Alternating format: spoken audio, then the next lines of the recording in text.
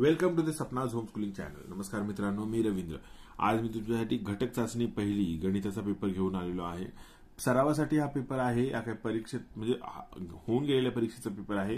याची प्रॅक्टिस करा म्हणजे तुम्हाला कळेल की परीक्षेमध्ये कशा प्रकारे प्रश्न विचारतात। आता पहिला प्रश्न बघा काय, आकृतीचे निरीक्षण करून रिकाम्या जागा भरा। त्याच्यामध्ये बघा ही आकृती लिहिली आहे WXYZ, ओके, आणि मध्ये R आहे आणि हे दोन कर्ण आहेत त्याला, ओके। आता इथे बघा चौकोन XYZW हा टिंबटिंबा आहे। दुसरा आहे बाजू XY समरूप बाजू टिंबटिंब, आणि तिसरा आहे कोन XYZ समरूप कोन टिंबटिंब, आणि चौथा आहे रेख RX एकरूप रेख टिंबटिंब, ओके।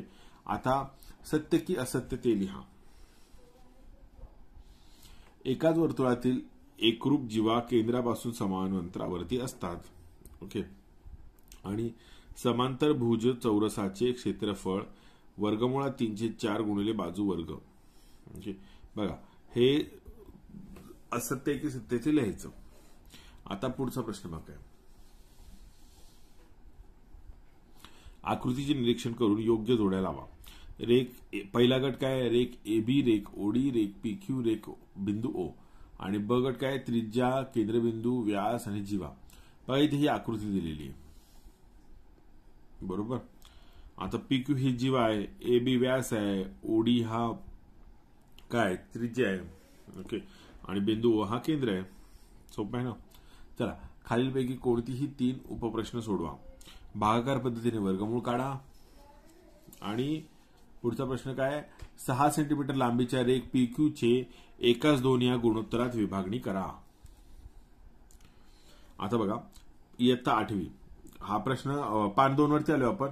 एका त्रिकोणाकृती जागेचा पाया 20 मीटर व उंची 30 मीटर आहे, तर तिचे क्षेत्रफळ किती? एका समभुज चौकोनाच्या कर्णाची लांबी 84 सेंटीमीटर आणि 42 सेंटीमीटर आहे, तर त्या चौकोनाचे क्षेत्रफळ किती? आता पुढचा प्रश्न काय आहे, प्रश्न तिसरा, शेवटचा प्रश्न आहे आजचा, बरोबर। खालील उदाहरणे सोडवा। केंद्र O असलेल्या वर्तुळात जीवा PQ एकरूप जीवा RS माप कोन POG बरोबर 70 अंश, तर कोन ROS चे माप काढा। आकृती काढा, ओके। इथे आकृती काढायची आपल्याला। आता पुढचा प्रश्न काय, दिलेल्या वारंवारता सारणीचे निरीक्षण करा, त्याखालील प्रश्नांची उत्तरे द्या। कुटुंबातील व्यक्तींची संख्या 1 2 3 4 5 6 7, आणि वारंवारता कुटुंबांची संख्या 1 3 5 7 7 5 4, आणि इथे n दिलेले नंबर लिहायचा आपल्याला, ओके। तर व्यक्तींची संख्या 4 पेक्षा कमी असलेली कुटुंबे किती आहेत? सर्वात जास्त व्यक्ती असलेली किती कुटुंबे आहेत? आणि 5 व्यक्ती असलेली कुटुंबे किती?